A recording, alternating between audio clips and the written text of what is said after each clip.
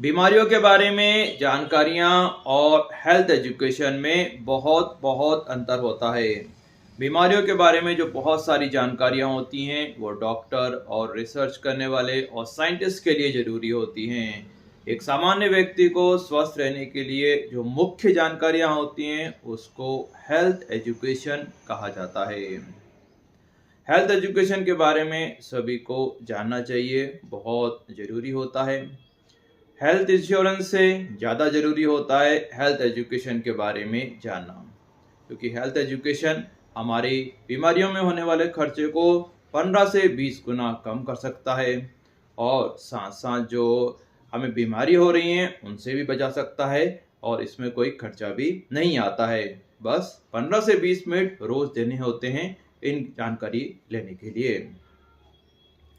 Health education का मतलब होता है वो सामान्य, सटीक, सीमित और सरल जानकारी जो व्यक्ति आसानी से समझ सके, स्वस्थ रहने के लिए जो समस्या आती हैं उनको समझ सके और आसानी से सुलझा सके। तो बहुत सारे सा आ गए इसमें। इस वाक्य का उपयोग वे लोग भी कर सकते हैं जो सा को हा बोलते हैं। पहले मैं इस चीज़ के लिए एक वाक्य का उपयोग करता था पेशेंट को बताने के लिए, सा को हा बोलने वाले और पेशेंट के लिए। वो होता था, सांस की सांसों में संसार बसा है। लेकिन इस वाक्य से कई लोग नाराज़ हो गए, तो फिर मैंने ये वाला जो वाक्य है हेल्थ एजुकेशन का, उसका उपयोग करने को बोला। मैं डॉक्टर आशीष आर्या MBBS, मैं सीहोर ज़िले में प्रैक्टिस करता हूँ। 15 साल हो गए मुझे प्रैक्टिस करते करते, और मैंने ये देखा कि अगर व्यक्ति के पास थोड़ी सी सामान्य जानकारी है बीमारियों के बारे में, तो यानी हेल्थ एजुकेशन है, तो व्यक्ति बीमारियों में गलती करने से बचता है। और अगर हम गलती नहीं करते हैं तो हमारी बीमारियां आसानी से ठीक हो सकती हैं और कई बीमारियों से हम बच भी सकते हैं। तो जैसे हमने कहा, सामान्य जानकारी, बीमारियों के सामान्य जानकारी जो होती है वो हेल्थ एजुकेशन होती है। देखिए, यहाँ पे सामान्य की जो मतलब है वो हमें समझने की ज़रूरत है।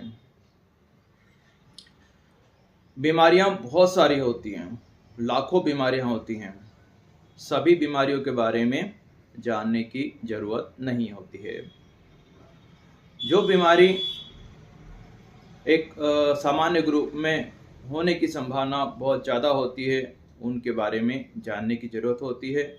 और ये 15 से 20 बीमारियां होती हैं, तो हमें लाखों बीमारी के बारे में नहीं जानना है, केवल 15 से 20 बीमारी के बारे में जानना है।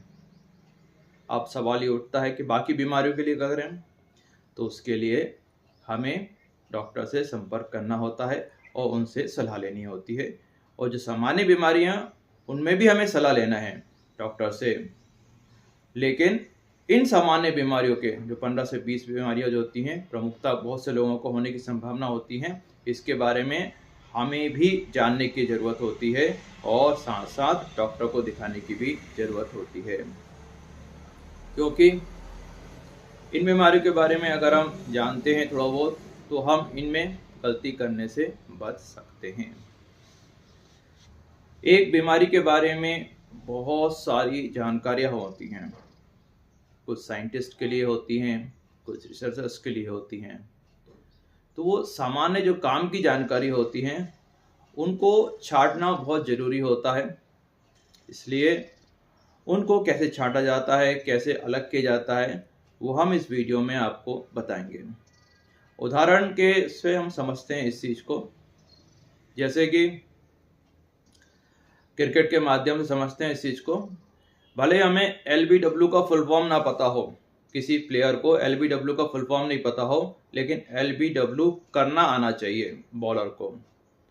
तो हमें बहुत डिफ़िकल्ट टर्म जो हैं, मेडिकल टर्म हैं, उनको जानने की ज़रूरत नहीं है। उनके नाम, जो कठिन नाम हैं, वो क्या होता है, उसकी परिभाषा इतनी डेप्थ में जानने की ज़रूरत नहीं है। हमें सिर्फ सिंपल चीज़ें समझने की ज़रूरत होती है, कठिन चीज़ें समझने की ज़रूरत नहीं होती है एक सामान्य व्यक्ति को अगर स्वस्थ रहना है तो। इसके दो प्रमुख कारण हैं, इसके भी दो प्रमुख कारण हैं, और हर चीज़ कोई ना कोई कारण के कारण बता रहा हूँ मैं आपको। पहला तो ये है जिसको मेडिकल एजुकेशन नहीं लेनी है, उसके पास इतना समय नहीं है कि बहुत सारी जानकारी इकट्ठी कर सकें। दूसरा ये है कि जो कॉम्प्लिकेटेड चीज़ें जानने के चक्कर में लोग बेसिक चीज़ें जो हैं वो भूल जाते हैं। यहाँ तक कि बड़े बड़े डॉक्टर भी बेसिक चीज़ें भूल जाते हैं। तो बेसिक चीज़ें कभी भी नहीं भूलना है। जैसे कई डॉक्टर ये भूल जाते हैं कि जो वायरल बुखार हैं वो कभी भी ख़तरनाक हो सकते हैं। तो कभी भी बुखार की गोली लेके नाइट ड्यूटी कभी नहीं करना चाहिए, भले ही हमें जॉब से क्यों ना निकाल दिया जाए। बुखार आया है तो सभी के लिए 3 से 5 दिन का आराम करना बहुत ज़रूरी होता है, चाहे कोई डॉक्टर हो या कोई मजदूर हो या कोई भी व्यक्ति हो। वायरल बुखार 99.9% लोग ठीक हो जाते हैं, लेकिन कहीं हम 0.1% में ना आए, क्योंकि हम 0.1% में आ रहे हैं, हमारे लिए वो 100% है। तो ऐसे ही काम की जानकारियाँ मैं आपको दूंगा और हेल्थ एजुकेशन आप खुद समझेंगे कि कितनी ज़रूरी है इस वीडियो में। तो एक बार एक कलेक्टर ने डॉक्टर से कहा कि आप स्वाइन फ्लू के बारे में बताएं। तो डॉक्टर ने बच्चों को बताया स्कूल में स्वाइन फ्लू के बारे में कि हम लोगों को सभी को हाथ अच्छे से धोना चाहिए, खाना ताज़ा खाना चाहिए, सब्जी और फल धो के खाना चाहिए और बाहर का नहीं खाना चाहिए, और बुखार आ जाए तो डॉक्टर को दिखाना चाहिए। तो वो कलेक्टर साहब थोड़े से नाराज़ हो गए।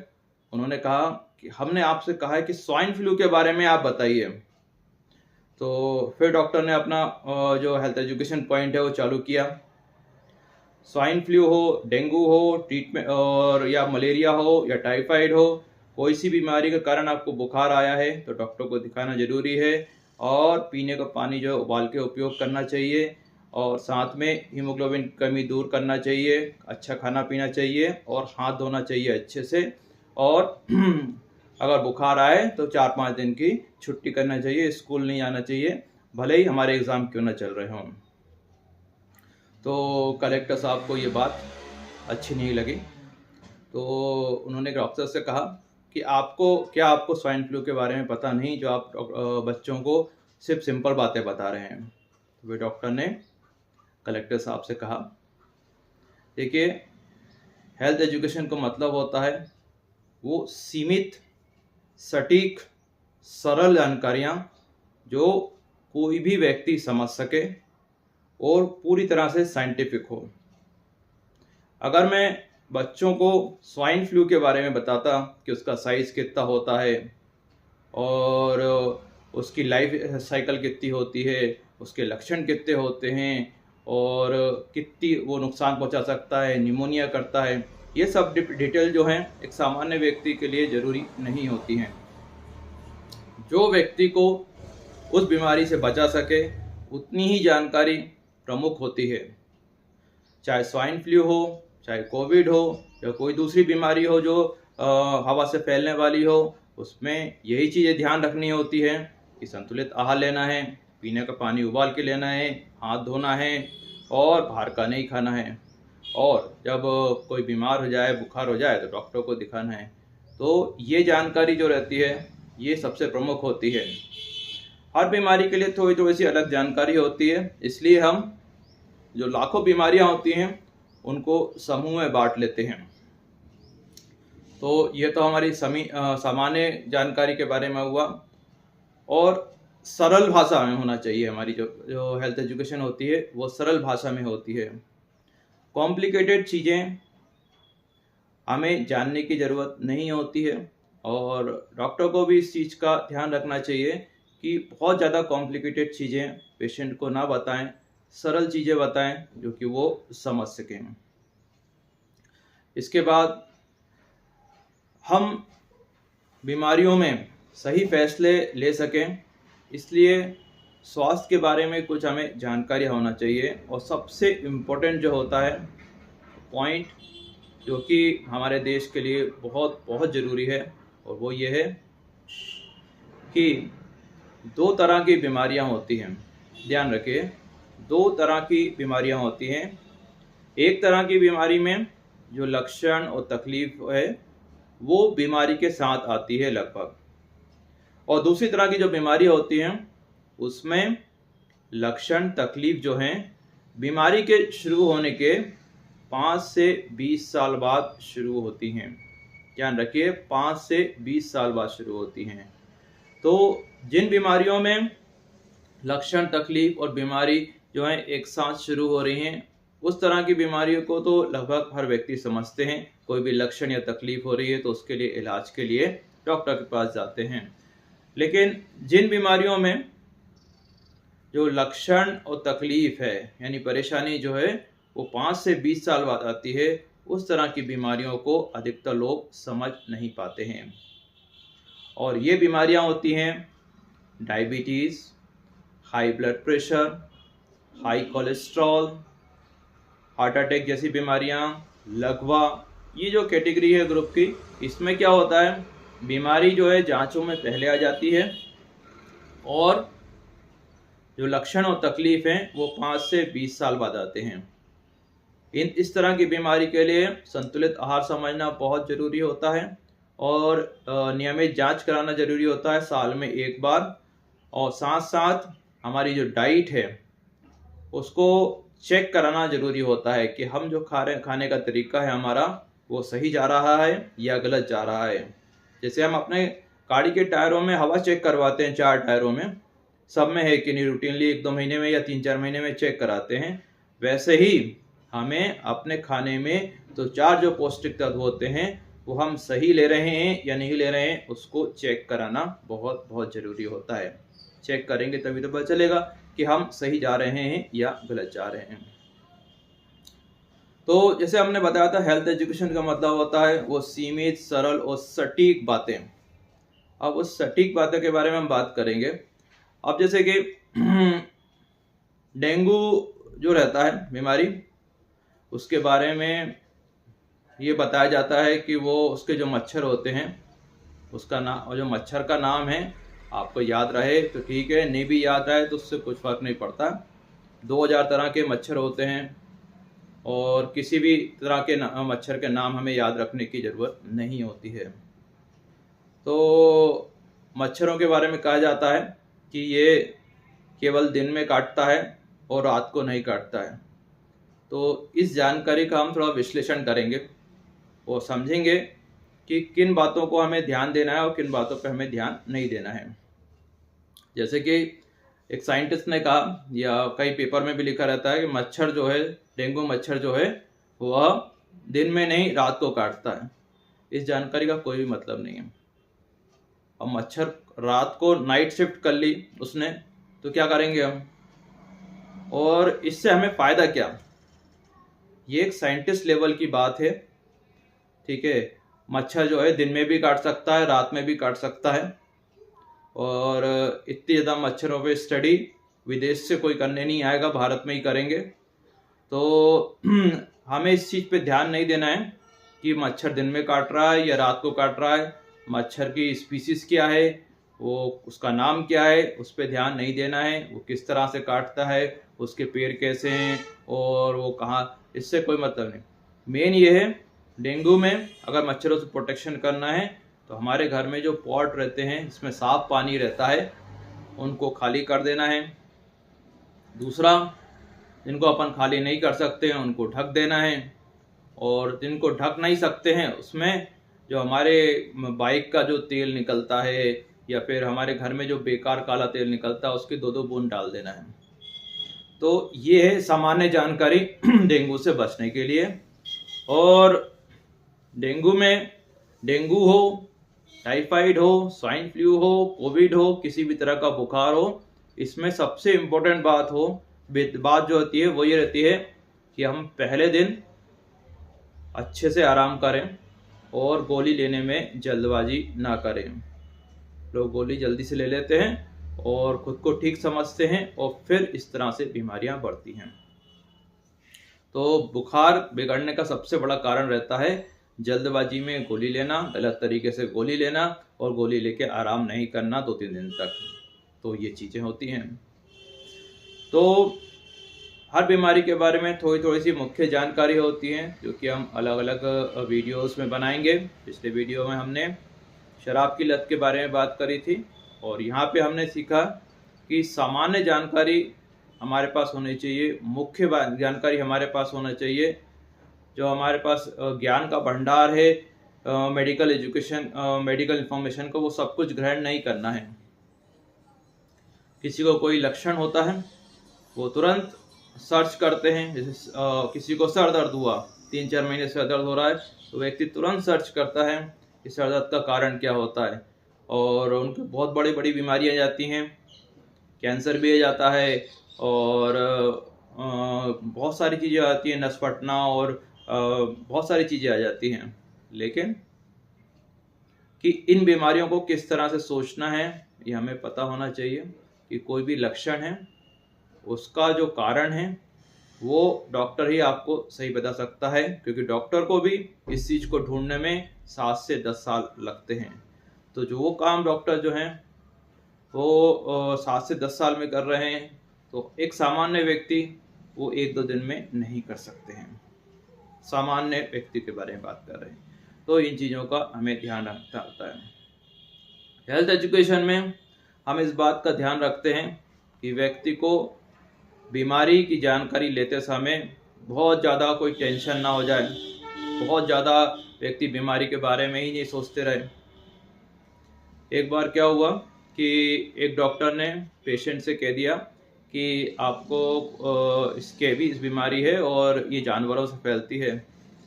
तो पेशेंट जो है स्कैबीज को रेबीज समझ गए और रात भर उनको नींद नहीं आई। तो डॉक्टर को और हमेशा ये पेशेंट को बताना होता है कि बीमारी जो है वो गंभीर है या नहीं, और पेशेंट को भी डॉक्टर से ये पूछना जरूरी होता है, क्वेश्चन जरूर पूछना होता है कि ये बीमारी गंभीर है या नहीं है, जिससे कि उनको किसी भी तरह का डर ना रहे। और तुरंत नेट पर हमें जानकारी लेना ना जाएं, क्योंकि एक तर्क भी हमें बहुत अच्छे से पता होना चाहिए कि कोई भी जो लक्षण है वो छोटी बीमारी को भी दर्शा सकता है और बड़ी बीमारी को भी दर्शा सकता है, और कोई बीमारी नहीं है तो भी दर्शा सकता है। तो और इन तीनों चीज़ों में कैसा फैसला बनाएं, इसकी थोड़ी सी हम जानकारी आपको देंगे। और साथ साथ डॉक्टर से भी आप कैसे पूछ सकते हैं 1 या 2 सेंटेंस में, इससे भी जो टाइम रहे, कम टाइम में आप काम के सवाल पूछ सकें। कई बार क्या होता है कि व्यक्ति बहुत सारे सवाल पूछता है और जिससे जो डॉक्टर रहते हैं वो चिढ़ जाते हैं। तो हमें वो सीमित सवाल पूछने आने चाहिए, जिससे हमारा जो डर है वो कम हो जाए, हमारा कन्फ्यूज़न है वो दूर हो जाए, और 1 या 2 सवाल में हम अपनी बात ख़त्म कर सकें। क्योंकि सवालों की कोई सीमा नहीं होती है, सवाल अगर पूछते जाएंगे तो 3 घंटे तक भी ख़त्म नहीं होते हैं कई पेशेंट के सवाल। लेकिन हमें सीमित और ज़रूरी जो सवाल हैं वो पूछने आने चाहिए, जिससे डॉक्टर को भी ये लगे कि हम कुछ जानते हैं। ध्यान रखिए, अगर हम साइंटिफिक बात डॉक्टर से करेंगे और सही बात करेंगे तो वो हमें सही तरीके से जवाब भी देंगे। तो हमें याद रखना है, जैसे कि हम रोड पे चलते हैं, ना तो डर के चलते हैं और ना ही लापरवाही से चलते हैं, हम सतर्कता से चलते हैं। वैसे ही बीमारी में, कोई सी भी बीमारी हो, हमें सतर्कता रखनी जरूरी होती है।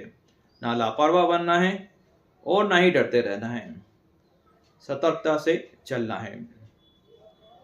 और हम जब भी कुछ स्वास्थ्य के बारे में या बीमारी के बारे में जानें तो ये जरूर देखें कि जो व्यक्ति बता रहा है उस जानकारी के बारे में उनके पास कौन सी डिग्री है, मतलब कितने साल तक उस चीज़ पे उस व्यक्ति ने अध्ययन किया है। कई बार कुछ लोग कुछ बीमारियों को इलाज बता देते हैं और उनको सिर्फ अपने बारे में जानकारी होती है, 1-2 लोगों की जानकारी, और वो उनका इलाज सबको बताते रहते हैं।